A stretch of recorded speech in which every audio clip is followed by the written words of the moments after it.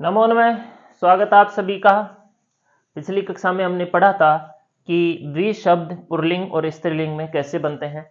आज की क्लास में हम सीखेंगे कि द्विसिद्धियां का निर्माण कैसे होता है। ठीक है, द्विसिद्धियां किस प्रकार बनती है, कौन से वचन में बनती है, कौन से प्रत्यय से बनती है, उन्हीं को हम आज यहाँ पर सीखने वाले हैं। द्विसिद्धि जो बनती है, परीक्षा में अगर हमारे द्विसिद्धि आती है तो ये स्त्रीलिंग के अंदर बनती है। यहां पे हम स्त्रीलिंग की पढ़ रहे हैं। स्त्रीलिंग के प्रथमा और द्वितीया, प्रथमा और द्वितीया के द्विशब्द जो है हमेशा द्विवचन में चलता है, तो यहाँ पे कंफ्यूज होने वाली आवश्यकता ही नहीं है, जरूरत ही नहीं है कि यहाँ पे बहुवचन में बनेगा कि एक वचन में बनेगा। ये हमेशा द्विवचन में बनता है, तो इसको यहाँ पर हम द्विवचन ही लिखेंगे। और प्रथमा के और द्वितीया के द्विवचन में जो प्रत्यय होता है वो प्रत्यय होता है औ। ठीक है, तो अब यहां पर द्विसिद्धि बनाने के लिए शब्द रूप हमारे पास यहाँ पे आ जाएगा। वैसे तो यहाँ पे द्वि शब्द होता है, लेकिन तेदादी नाम से द्वि को द्वय होता है, फिर टाप प्रत्यय होने से हमारे पास स्त्रीलिंग के अंदर जो शब्द रूप आता है यहाँ पे वो शब्द रूप आता है द्वा शब्द रूप। द्वा शब्द रूप से यहाँ पे सिद्धियां बनने वाली है। ठीक है, इस तरह से। अब यहाँ पे हम जब शुरू करते हैं उसमें एक सूत्र के बारे में पहले हम पढ़ लेते हैं हल्का सा, कि कौन सा सूत्र यहाँ पे क्या काम करता है, जो रमेश सिद्धि में भी आया था। और स्त्रीलिंग प्रकरण का सबसे पहला सूत्र है ओंग आपह सूत्र। ओंग आपह सूत्र हमने रमा सिद्धियां जब बनाई थी, रमा शब्द के प्रथमा के और द्वितीया के द्विवचन में रमेश सिद्धि जब बनाई थी, वहां पर भी ये सूत्र आता है। इसका कार्य क्या है? सूत्र का कार्य होता है जो शुभ प्रत्ययों में जो औ होता है उसको यहाँ पे सी आदेश करता है ना, बड़ा शी, दीर्घ शी आदेश होता है यहाँ पे। और इसकी शर्तें जो होती है वो है आकारांत शब्द।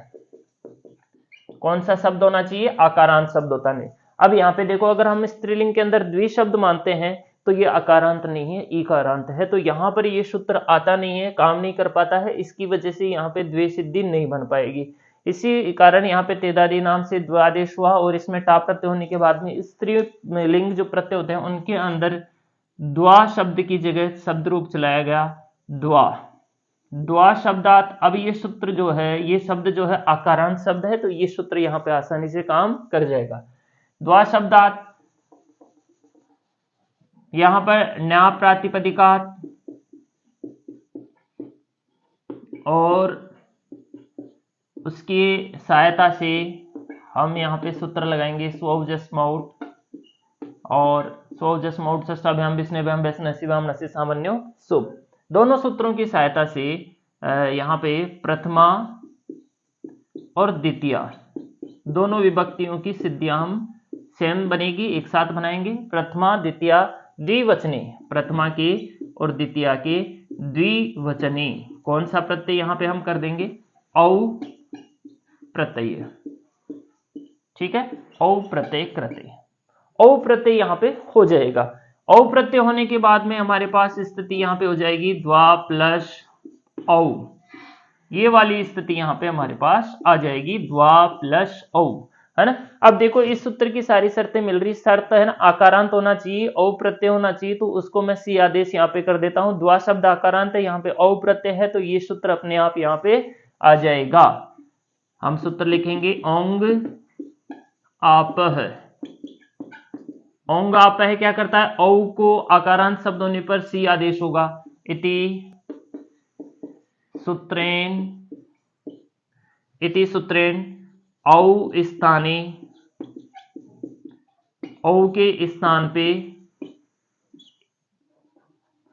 औ स्थाने सी आदेशे कृते, औ के स्थान पर कौन सा आदेश हो जाएगा? सी आदेशे कृते। औ को सी आदेश यहाँ पे हो जाता है। स है, किसी भी प्रत्यय में जब स शुरू में आता है तो उसकी लसक्व तद्धिते से इत संज्ञा हो जाती है और उसका लोप हो जाता है। लसक्व तद्धिते, लेकिन श की और कवर की ये इत संज्ञा करता है प्रत्यय के शुरू में। तो यहां पर लसक्व तद्धिते इति सूत्रेण स इत संज्ञा करते, यहाँ पे स की यहाँ पर इत संज्ञा हो जाएगी, स इत संज्ञा कृते। इत संज्ञा होने से यहाँ पर हमारे पास स्थिति बच गई। अब द्वा शब्द था अपना, द्वा शब्द के बाद में स की इत संज्ञा हो गई, तो यहाँ पे हमारे पास बचा दीर्घ ई। दीर्घ ई शेष यहाँ पर बच गया, स निकल गया तो दीर्घ ई बच गया। द्वा प्लस ई, ये स्थिति हो गई। हमें सिद्धि बनानी है द्वे, हमारे पास स्थिति है द्वा प्लस ई। इसके लिए अब हमें सूत्र यहाँ पे लाना पड़ेगा, आद गुण है। आद गुण है सूत्र क्या करेगा, इति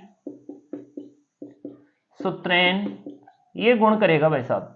ये गुण कैसे करेगा, देखो यहाँ पे जो आ है, द्वा का आ और सी का जो ई शेष बचा था उसको आ प्लस ई स्थानी ए कृते। गुण में होता है ना जो गुण, तो गुण में ए होता है ना, तो ए कृते जैसे ही यहाँ पे ए करेंगे हम, और यहाँ पे हमारे पास द्वे इति रूपम सिद्धम, सिद्धि बनकर तैयार हो जाएगी। ठीक है, तो ये थी अपनी द्वा शब्द से स्त्रीलिंग के अंदर बनने वाली सिद्धि। द्वे प्रथमा और द्वितीय विभक्ति के अंदर बनती है।